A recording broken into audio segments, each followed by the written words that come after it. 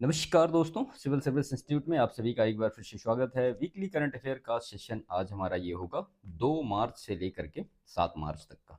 ठीक है, तो चलिए वन बाय वन सारे जो करंट अफेयर हैं इनको शुरू करते हैं। देखिए, ये जो करंट अफेयर हैं ये प्रीलिम्स परीक्षा और मुख्य परीक्षा दोनों के लिए आपके लिए काफ़ी महत्वपूर्ण है।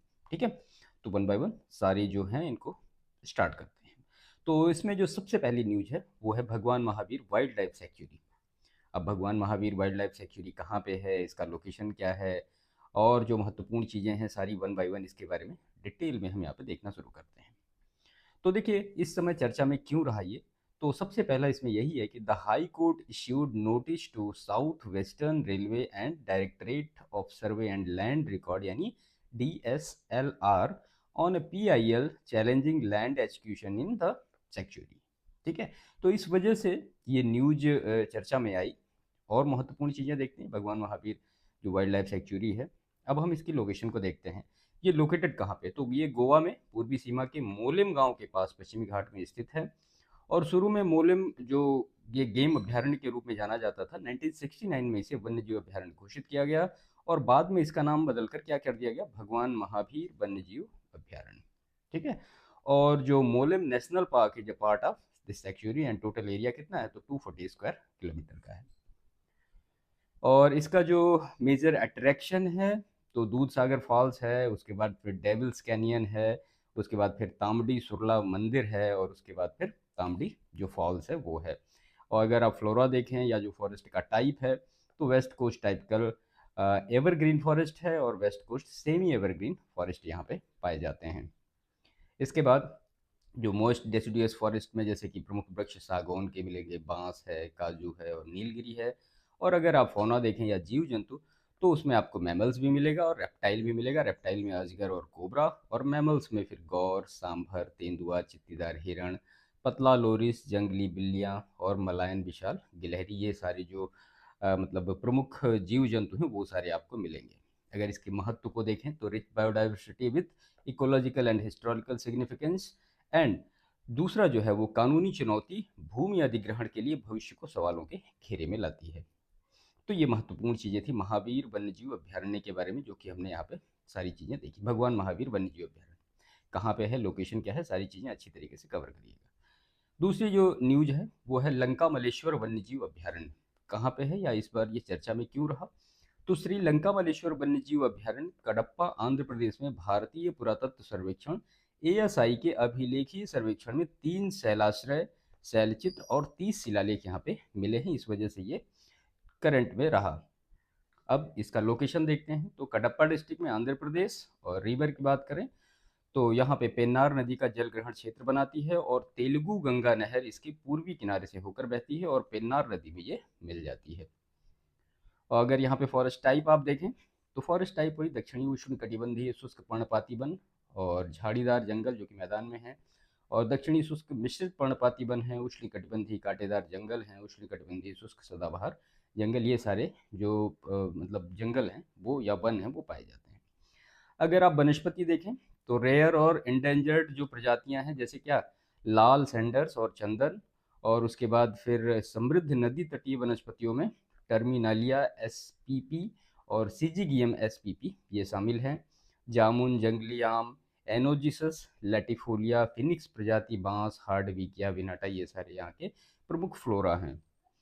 अगर आप जीव जंतु देखें तो species like common toad, bull frog, common Indian skink and green vine snake, और इसके बाद फिर जैडन का कोर्सर एक गंभीर रूप से लुप्त प्राय पक्षी यहाँ अपना एकमात्र निवास स्थान पाता है। ठीक है, तो जैडन का जो एक कोर्सर कोर्सर है, सॉरी, ये कैसा है, एक गंभीर लुप्त प्राय पक्षी है। अगर इसके इम्पोर्टेंस की बात करें तो इसका आर्कोलॉजिकल, इकोलॉजिकल, ये सारी चीज़ों में काफ़ी इंपॉर्टेंट है। तो पुरातात्विक, पारिस्थितिकी और संरक्षण महत्व रखता है। रॉक शेल्टर और शिलालेखों की खोज इसकी ऐतिहासिक और सांस्कृतिक प्रासंगिकता को उजागर करती है। तो ये कुछ महत्वपूर्ण चीज़ें थी जो कि हमने यहाँ पे देखी। ये है लंका मलेश्वर वन्यजीव अभ्यारण्य कहाँ पे है, क्यों चर्चा में रहा, वो सारी चीज़ें। चलिए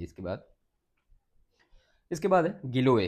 तो क्या है, वैज्ञानिक ध्यान आकर्षित करने वाली एक औषधीय जड़ी। गिलोय के बारे में आपने पहले से काफ़ी पढ़ रखा होगा, तो इसके बारे में डिटेल में देखते हैं ये चर्चा में क्यों आया।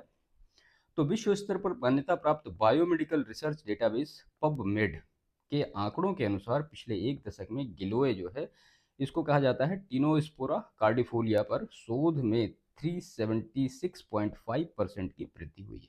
ठीक है, तो अब सबसे पहले देखते हैं व्हाट इज गिलोय। तो इसका जो कॉमन नेम है वो गुर्दूची, इसको हिंदी में कहा जाता है अमृता कहा जाता है, और संस्कृत में इसको अमृता की जड़ी बूटी इस तरह से कहा जाता है। अगर इसका ट्रेडिशनल यूज आप देखें तो इसके चिकित्सकीय गुणों के कारण आयुष प्रणाली में व्यापक रूप से इसका उपयोग किया जाता है गिलोय का। डिस्ट्रीब्यूशन देखें तो रसीला कार्की और नालीदार तने वाला एक बड़ा चढ़ने वाला पौधा है, भारत भर में पाया जाता है और विभिन्न मिट्टी और जलवायु के अनुकूल है। स्टेम कटिंग के माध्यम से प्रचारित किया जाता है। तो स्टेम कटिंग इसी कब होती है, मई से जून के बीच में होती है। मेडिकल अगर यूज देखें इसका तो फीवर मैनेजमेंट में और गाउट और आर्थराइटिस में इसका यूज होता है। तो विभिन्न प्रकार के बुखार के इलाज में उपयोग किया जाता है और फिर गाउटी गठिया के प्रबंधन में ये हेल्प करता है। इमर्जिंग रिसर्च इसमें क्या है, तो कैंसर थेरेपी की क्षमता को ये दिखाता है और ऑटो इम्यून रोग प्रबंधन में सहायता कर सकता है। सूजन संबंधी विकारों के लिए भी ये फायदेमंद है। इंपॉर्टेंस इसका देखें तो increasing scientific studies underline it's growing medical relevance और फर्दर रिसर्च में open up new therapeutic application. ठीक है, तो ये इसका इंपॉर्टेंस है गिलोय का, और जो महत्वपूर्ण सारी चीज़ें थी वो हमने यहाँ पे देखी।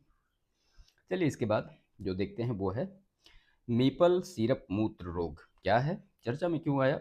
तो वैज्ञानिकों ने मेपल सिरप मूत्र रोग यानी MSUD के लिए एक नई जीन थेरेपी विकसित की जो इसे दुर्बल करने वाली स्थितियों के लिए बेहतर उपचार की उम्मीद जगाती है।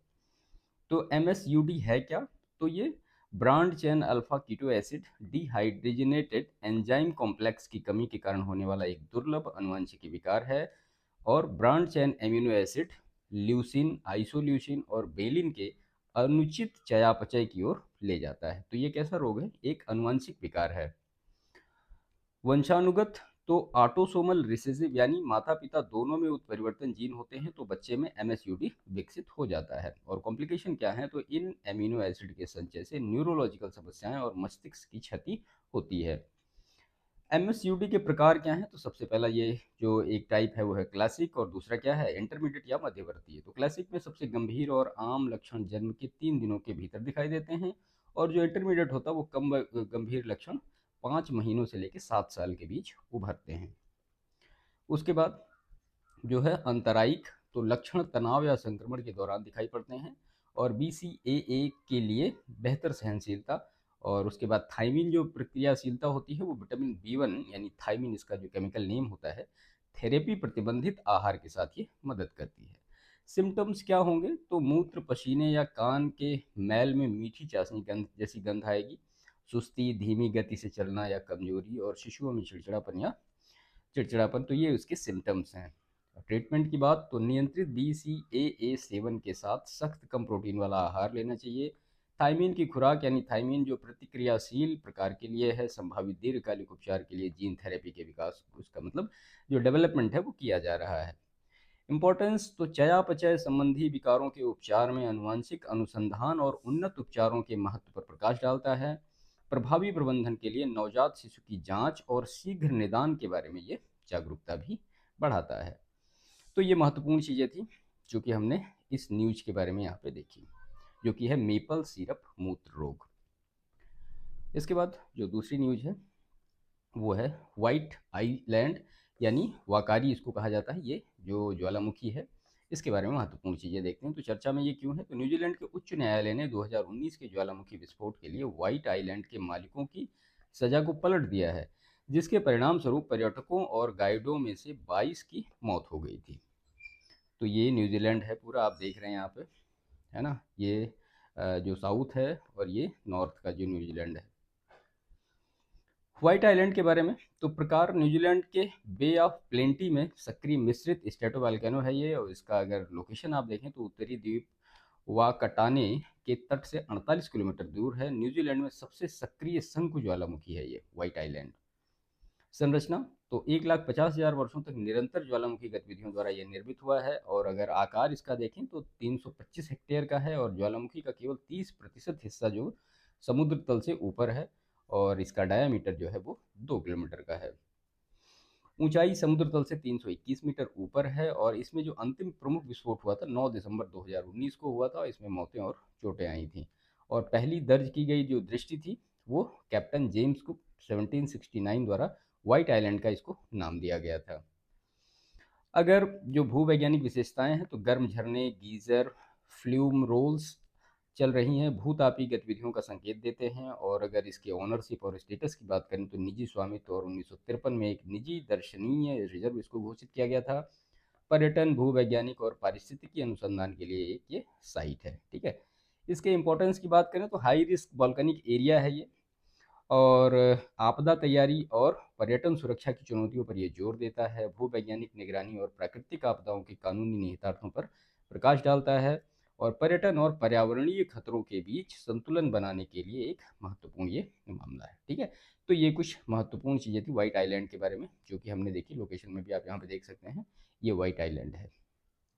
ठीक है, और इसी को वाहकारी जो ज्वालामुखी है ये भी कहा जाता है। चलिए इसके बाद दूसरी न्यूज़ देखते हैं। यह है ऋषिकुल्या रिवर, जो ऋषिकुल्या नदी है। तो चर्चा में ये क्यों आई?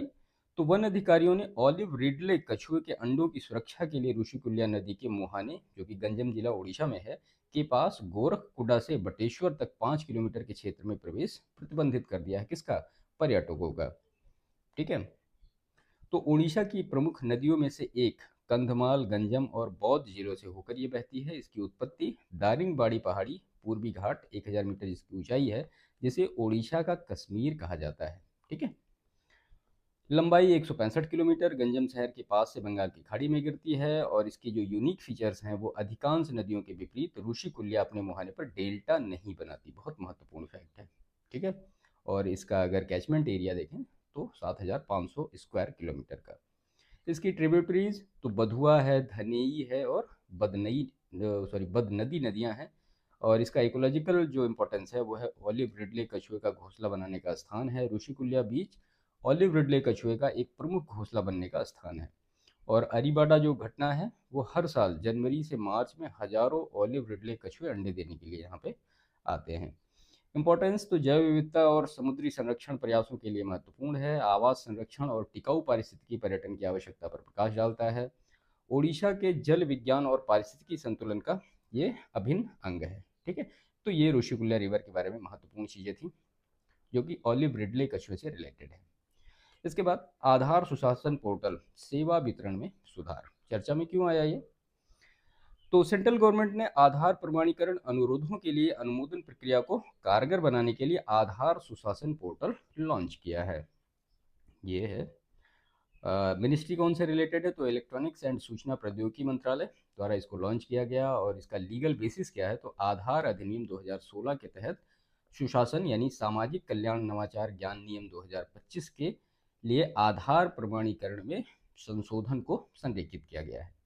ऑब्जेक्टिव वही सुशासन को मजबूत करना और कल्याण सेवा वितरण में सुधार करना और नागरिकों के लिए जीवन की सुगमता बढ़ाने के लिए प्रक्रियाओं को सरल बनाना।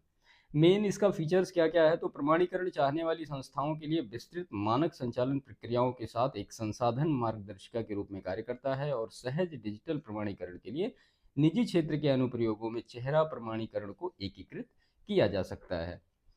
और इसके जो की फैक्ट्स हैं तो इसमें यूनिक आइडेंटिफिकेशन सिस्टम, तो भारतीय विशिष्ट पहचान प्राधिकरण द्वारा 12 अंकों की विशिष्ट पहचान होती है जिसमें बायोमेट्रिक और जो जनसांख्यिकीय डेटा है यानी किसी व्यक्ति का फिंगरप्रिंट, आइरिस स्कैन और व्यक्तिगत विवरण को यहाँ पे जोड़ा जाता है। इसके बाद ये शुरू कब से किया गया? तो 2009 में, मतलब प्रत्येक भारतीय निवासी के लिए एक सत्यापन योग्य पहचान प्रदान करने के लिए। और अनिवार्य उपयोग तो कई सरकारी कल्याणकारी योजनाओं के लिए आवश्यक और पहचान के लिए निजी संस्थाओं द्वारा तेजी से उपयोग किया जा रहा है। और इसका अगर इम्पोर्टेंस देखें तो डिजिटल शासन और सार्वजनिक सेवा दक्षता को मजबूत करता है। आधार प्रमाणीकरण अनुमोदन में नौकरशाही देरी को कम करता है और सार्वजनिक और निजी दोनों क्षेत्रों में सुरक्षित और निर्बाध डिजिटल पहचान का ये सत्यापन बढ़ाता है। तो ये आधार पोर्टल के बारे में महत्वपूर्ण चीज़ें थी जो कि यहाँ पे हमने देखी। इसके बाद है कंवल टाइगर रिजर्व, जिसको कि KTR कहा जाता है, काफ़ी फेमस नाम है। तो ये चर्चा में क्यों रहा? तो प्रौद्योगिकी संचालित संरक्षण प्राकृतिक जलाशयों में कुशल जल आपूर्ति सुनिश्चित करने के लिए बोरवेल के पास सौर पंप लगाए गए हैं, जिससे कंवल टाइगर रिजर्व में वन्य जीवों को लाभ हुआ है। अब ये है कहाँ पे, तो Telangana along the Godavari river in the Deccan peninsula central highland में है। और माउंटेन रेंज, तो part of the Sahyadri mountain range and tiger reserve status, तो declared a tiger reserve in 2012 was a wildlife sanctuary earlier, यानी पहले वन्यजीव अभ्यारण्य था, 2012 में इसको टाइगर रिजर्व बना दिया गया। ठीक है, जिसका कि नाम है कंवल टाइगर रिजर्व। जियोग्राफिकल अगर सिग्निफिकेंस देखें तो मध्य भारतीय बाघ परिदृश्य के सबसे दक्षिणी सिरे पर स्थित है। तडोबा अंधारी जो कि महाराष्ट्र में है और इंद्रावती छत्तीसगढ़ में टाइगर रिजर्व से ये जुड़ा हुआ है। नदियों और उससे अगर देखें कि जल विज्ञान, तो गोदावरी और कदम नदियों के लिए ये जल ग्रहण क्षेत्र है। आवास और वनस्पति में घने जंगल हैं, घास के मैदान हैं, नदियां हैं और धाराएं हैं। वनस्पति के प्रकार वही फिर दक्षिणी उष्णकटिबंधीय शुष्क पर्णपाती वन यहाँ पे पाए जाते हैं। वनस्पतियों में सागौन, बांस का प्रभुत्व है, साथ ही एनोगोइसिस लैटिफोलिया, मिट्रेगना परविफ्लोरा, टर्मिनीलिया अर्जुन और बोसेवेलिया सेराटा जैसी प्रजातियां यहाँ पे वनस्पतियों की पाई जाती हैं। जीव की बात करें तो फिर बाघ है, तेंदुआ है, जंगली कुत्ता, भेड़िया, सियार, लोमड़ी, नीलगाय, चौसिंगा, चिंकारा, काला हिरण, सांभर और जंगली बिल्ली यहाँ पे पाई जाती है। इम्पोर्टेंस इसका, दक्षिणी भारत में बाघों का महत्वपूर्ण आवास है ये, और जैव विविधता संरक्षण और पारिस्थितिकी संतुलन के लिए महत्वपूर्ण है कंवल टाइगर रिजर्व, और हाल ही में तकनीकी हस्तक्षेप वन्यजीव प्रबंधन और संरक्षण के प्रयासों को बढ़ावा देता है। तो ये केटीआर के बारे में महत्वपूर्ण चीज़ें थी जो कि हमने यहाँ पे देखी। चलिए इसके बाद जो दूसरी न्यूज है वो है मिस्टी योजना, काफ़ी इंपॉर्टेंट है ये। मैंग्रोव पारिस्थितिकी तंत्र को मजबूत बनाना। क्या है मिस्टी, तो मिस्टी योजना के तहत 2 वर्षों में 19,020 हेक्टेयर क्षेत्र को कवर करते हुए गुजरात मैंग्रोव वनीकरण में अग्रणी है। ठीक है, ये मैंग्रोव से आप देख सकते हैं इकोसिस्टम में क्या क्या जो इम्पोर्टेंस है, उसका वुड मिलता है, फिर लाइवलीहुड है, उसके बाद मैंग्रोव इकोसिस्टम का जो सर्विस है, क्लाइमेट रेगुलेशन इससे होता है, फिशरीज का है, टूरिज्म है, वाटर फिल्ट्रेशन भी हो रहा है, कोस्टल प्रोटेक्शन भी हो रहा है। तो ये सारे जो मैंग्रोव के वो सारे प्रॉफिट्स हैं। अब हम देखते हैं मिस्टी योजना है क्या। तो इसका जो फुल फॉर्म होता है वो है mangrove initiative coastal habitats and tangible income, इसको कहा जाता है मिस्टी। ठीक है, इसका ऑब्जेक्टिव क्या है, तो to increase mangrove cover along coast line and salt pan lands for climate resilience and biodiversity convention. इसको लॉन्च किया गया 5 जून 2023 को, जबकि क्या है, विश्व पर्यावरण दिवस मनाया जाता है, और पर्यावरण वन मंत्रालय और जलवायु परिवर्तन मंत्रालय के द्वारा ये बनाया गया। और वैश्विक संबंध, तो भारत द्वारा मैंग्रोव अलायंस फॉर क्लाइमेट जो कि COP27 मिस्र में हुआ 2022 में, ठीक है, ये यहाँ पे बनाया गया। इसका अगर इम्प्लीमेंटेशन देखा जाए तो 5 वर्षों के लिए है, 2023 से 24 से आगे, और 540 वर्ग किलोमीटर मैंग्रोव बहाली पुनर्नवीकरण के लिए किया गया है। सुंदरबन पश्चिम बंगाल में है, हुगली, मोहना और अन्य तटीय क्षेत्रों सहित 9 राज्यों और 3 केंद्र शासित प्रदेशों को शामिल किया गया है इसमें। मैंग्रोव वृक्षारोपण के लिए स्थानीय समुदायों को वित्तीय सहायता, जो ये कार्यान्वयन की रणनीति है। स्थिरता सुनिश्चित करने के लिए गैर सरकारी संगठनों और स्थानीय हितधारकों को शामिल करना। मैंग्रोव संरक्षण और जलवायु अनुकूलन पर जागरूकता अभियान, और MGNREGS और कैंपा फंड और अन्य सरकारी पहलों का इसमें उपयोग करना। इंपॉर्टेंस क्या है, तो वही चक्रवातों और कटाव के खिलाफ तटीय लचीलापन बढ़ाता है, तटीय समुदायों की जैव विविधता और आजीविका में समर्थन करता है, और भारत की जलवायु कार्रवाई और वैश्विक स्थिरता लक्ष्यों के प्रति ये प्रतिबद्धता को मजबूत करता है। तो ये मिस्टी योजना के बारे में महत्वपूर्ण चीज़ें थी जो कि हमने यहाँ पे देखी। चलिए इसके बाद नेक्स्ट जो न्यूज है वो है सर्कुलरिटी के लिए शहरों का गठबंधन। ठीक है, यानी coalition of city for circularity, C3 जिसको कहा जाता है। तो केंद्रीय आवास और शहरी मामलों के मंत्री ने जयपुर में 12वें क्षेत्रीय 3R और सर्कुलर इकोनॉमी फोरम में सर्कुलरिटी के लिए शहरों के गठबंधन C3 के शुभारंभ की घोषणा की है। ठीक है, ये सारी चीज़ें दी गई हैं। तो शहर दर शहर सहयोग, ज्ञान साझाकरण और निजी क्षेत्र की भागीदारी को बढ़ावा देने वाला एक बहुराष्ट्र गठबंधन है ये C3। संसाधन दक्षता और कम कार्बन अर्थव्यवस्था को बढ़ावा देने का लक्ष्य स्थायी शहरी विकास के लिए नीति निर्माताओं, उद्योगों के नेताओं और शोधकर्ताओं के बीच सहयोग को ये मजबूत करता है। इसका थीम क्या है, तो एशिया प्रशांत में SDG और कार्बन तटस्थता प्राप्त करने की दिशा में सर्कुलर समाजों को साकार करना। वेन्यू कहाँ पे है? तो राजस्थान अंतर्राष्ट्रीय केंद्र जयपुर, जो कि भारत में है। ऑर्गेनाइजर इसमें आवास और शहरी मामलों के मंत्रालय भारत और संयुक्त राष्ट्र क्षेत्रीय विकास केंद्र UNCRD और वैश्विक पर्यावरण रणनीति संस्थान IGES। किसके द्वारा सपोर्टेड है? तो UNESCAP जापान का पर्यावरण मंत्रालय और अन्य अंतर्राष्ट्रीय संगठन संसाधन दक्षता और सतत शहरी विकास की दिशा में प्रयासों का मार्गदर्शन करने के लिए जयपुर घोषणा 2025 से 34 को अपनाना। अब हम देखते हैं कि जो सर्कुलर इकोनॉमी है ये होती क्या है।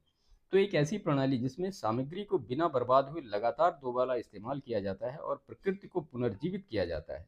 पर्यावरणीय प्रभाव को कम करने के लिए पुनः उपयोग, नवीनीकरण, पुनः निर्माण, पुनः चक्रण और खाद बनाने पर ध्यान केंद्रित किया जाता है। ठीक है। आर्थिक विकास को संसाधन उपभोग से अलग करके जलवायु परिवर्तन, जैव विविधता हानि, अपशिष्ट और प्रदूषण से निपटने का लक्ष्य ये रखता है। इसका इंपॉर्टेंस देखते हैं। C3 और जो सर्कुलर इकोनॉमी है, तो अपशिष्ट में कमी और कुशल संसाधन उपयोग के माध्यम से सतत शहरीकरण को बढ़ावा देता है। जलवायु कार्रवाई SDG और कार्बन तटस्थता का समर्थन करता है। पर्यावरण के अनुकूल शहरी नियोजन के लिए अंतर्राष्ट्रीय सहयोग को मजबूत करता है। तो ये जो C3 इकोनॉमी है इसके बारे में हमने देखा कि सर्कुलर इकोनॉमी क्या होती है और जो C3 सिटीज हैं वो सारी चीज़ें क्या होती हैं। ठीक है, चलिए इसके बाद अब दूसरी न्यूज हम देखते हैं, वो क्या है। मिशन 300 उप सहारा अफ्रीका में सार्वभौमिक विद्युतीकरण का लक्ष्य। मिशन 300 में तो विश्व बैंक और अफ्रीकी विकास बैंक AFDB ने प्रमुख भागीदारों के साथ मिलकर उप सहारा अफ्रीका में विद्युतीकरण में तेजी लाने के लिए मिशन 300 स्टार्ट किया है। अब प्रश्न भी इस तरह से पूछे जाते हैं, स्टेटमेंट बना कि मिशन 300 किससे रिलेटेड है, तो वो सारी चीज़ें आपको यहाँ से क्लियर हो जाएंगी।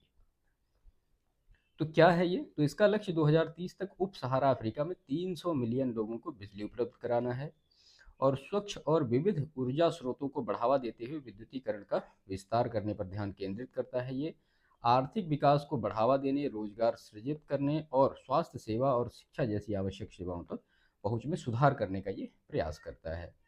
इसका जो नेतृत्व है विश्व बैंक और अफ्रीकी विकास बैंक कर रहा है और इसका सपोर्ट तो रॉकफेलर फाउंडेशन कर रहा है। लोगों और ग्रहों के लिए वैश्विक ऊर्जा गठबंधन, जिसको कि हम कहते हैं GEAPP, और सभी के लिए सतत ऊर्जा, जिसको कि मतलब sustainable energy for all SE4ALL, और ऊर्जा क्षेत्र प्रबंधन सहायता कार्यक्रम, जिसको ESMA भी कहा जाता है।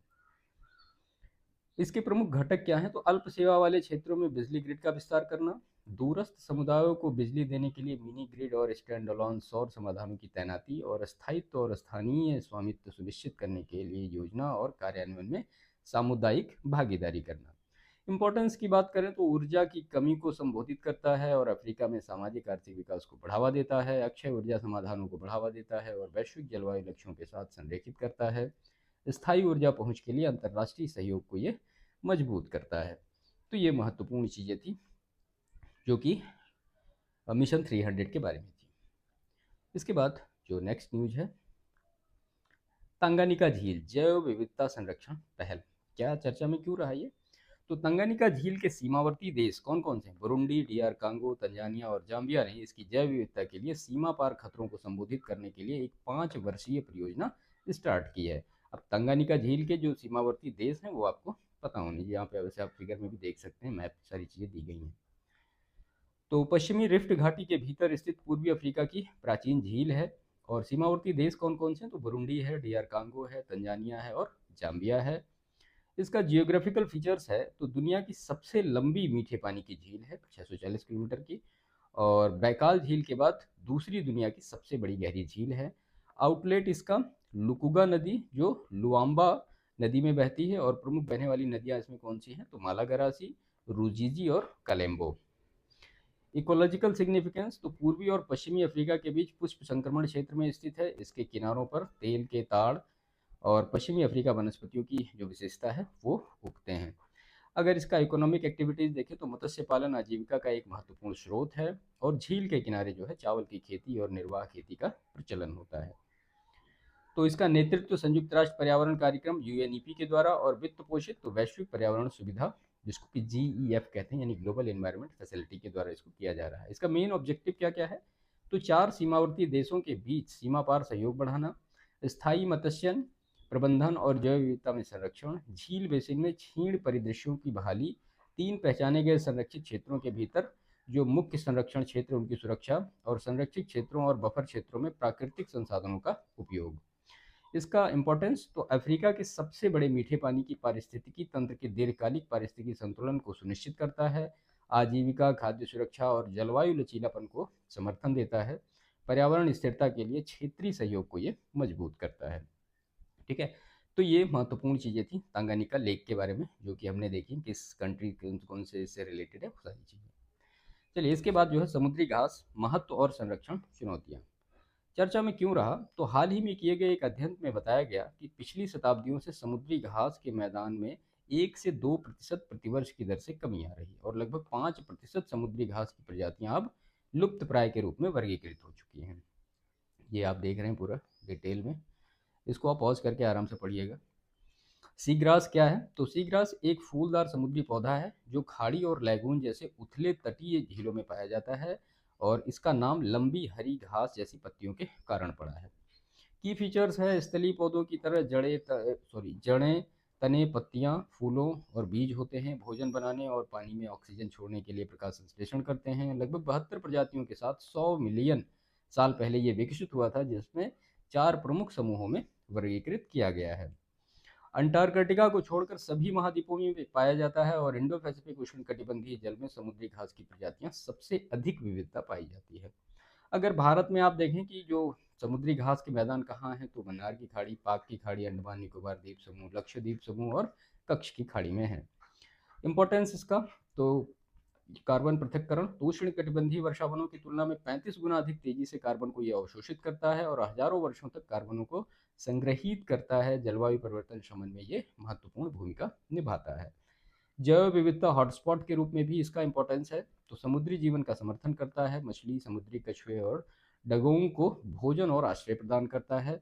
कोस्टल प्रोटेक्शन में तूफान, ज्वार की लहरें और कटाव के खिलाफ एक प्राकृतिक बाधा के रूप में ये कार्य करता है।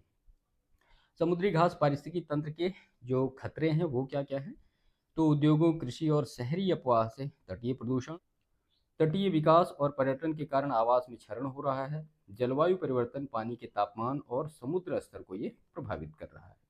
आगे की राह इसमें क्या है, तो समुद्री संरक्षित क्षेत्रों के माध्यम से संरक्षण प्रयासों को मजबूत करना, बेहतर अपशिष्ट प्रबंधन के माध्यम से तटीय प्रदूषण को कम करना, समुद्री घासों के मैदानों को फिर से लगाने और उनकी सुरक्षा के लिए पुनरुद्धार करना। तो ये कुछ महत्वपूर्ण चीज़ें थी जो समुद्री घास के बारे में है। इसके बाद जो नेक्स्ट न्यूज है वो है गोंड जो ट्राइब है, गोंड जनजाति के बारे में। तो चर्चा में क्यों रहा, तो गुजरात उच्च न्यायालय ने राजगोंड जनजाति के 95 परिवारों द्वारा अपने घरों में बिजली कनेक्शन के लिए याचिका दायर करने के बाद अधिकारियों से जवाब मांगा है। तो क्या है गोंड जनजाति, तो गोंड जो है ये गोंडी या कोइतुर एक द्रविड़ जातीय भाषाई जनजातीय समूह है जो भारत की सबसे बड़ी अनुसूचित जनजाति में से एक है, जिसकी आबादी 11 मिलियन है 2001 के सेंसस के हिसाब से। इनका जो डिस्ट्रीब्यूशन है तो मुख्य रूप से मध्य प्रदेश, छत्तीसगढ़, महाराष्ट्र और उड़ीसा में पाए जाते हैं। तेलंगाना, आंध्र प्रदेश, झारखंड, बिहार, उत्तर प्रदेश, कर्नाटक, पश्चिम बंगाल और गुजरात में भी हैं ये। और समुदाय को 4 प्रमुख उप समूहों में विभाजित किया जाता है: राजगोंड, मडिया गोंड, धुर्वे गोंड और खतुलवार गोंड। तो ये गोंड के जो 4 डिवीजन हैं ये है कम्युनिटी में। हिस्टोरिकल सिग्निफिकेंस, तो 9वीं से 13वीं शताब्दी ईस्वी के बीच में गोंडवाना क्षेत्र में उत्पन्न हुए। 14वीं से 16वीं शताब्दी के दौरान गढ़मंडला, देवगढ़, चादा और खेरला में शक्तिशाली राज्यों की स्थापना की।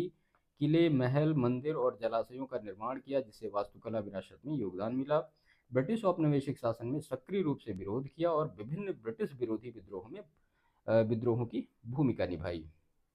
कृषि और पशुपालन आजीविका इनके जो मुख्य स्रोत हैं।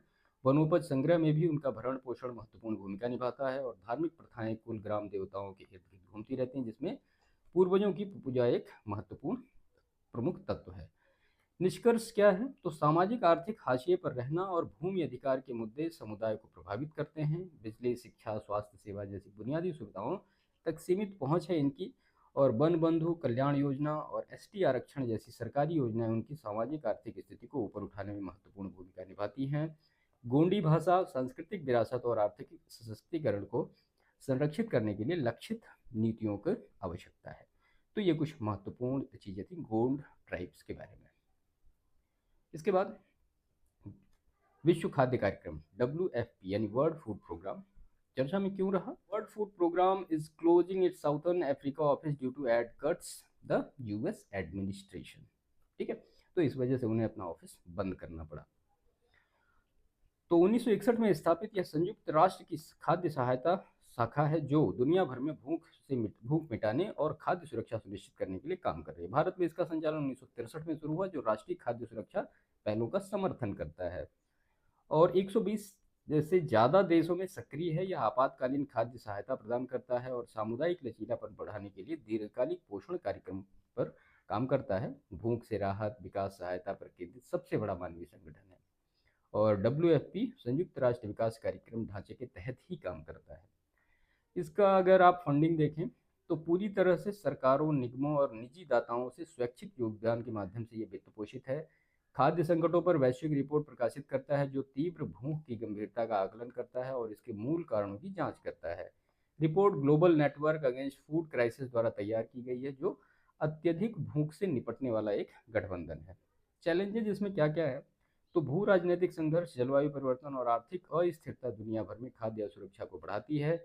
वित्तीय बाधाओं के कारण WFP की कमजोर क्षेत्रों में सहायता प्रदान करने की क्षमता सीमित हो जाती है।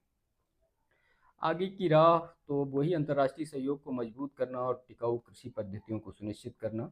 2030 तक शून्य जो भूख है, जो हमारा SDG है 2, इसको प्राप्त करने की ये कुंजी है। ठीक है, तो ये WFP के बारे में महत्वपूर्ण चीज़ें थी जो कि हमने यहाँ पे सारी चीज़ें देखी। तो ये पूरी जो एक हफ्ते की करंट अफेयर थी, महत्वपूर्ण करंट अफेयर थी, वो यहाँ पे फिनिश हुई। तो सेशन को समाप्त करते हैं। बाकी इसकी PDF आपको हमारे टेलीग्राम चैनल पे मिल जाएगी। टेलीग्राम चैनल का लिंक इस वीडियो के डिस्क्रिप्शन में आपको मिल जाएगा और बाकी फरवरी मंथ की भी ऐसे ही करंट अफेयर का एक पूरा कंप्लीट सेशन है, उसका भी लिंक आपको इस वीडियो के डिस्क्रिप्शन में मिल जाएगा। वीडियो अच्छा लगा हो तो इसको लाइक करिएगा, चैनल पर नए हो तो सब्सक्राइब करिएगा। बाकी मिलते हैं नेक्स्ट सेशन में, तब तक के लिए थैंक यू।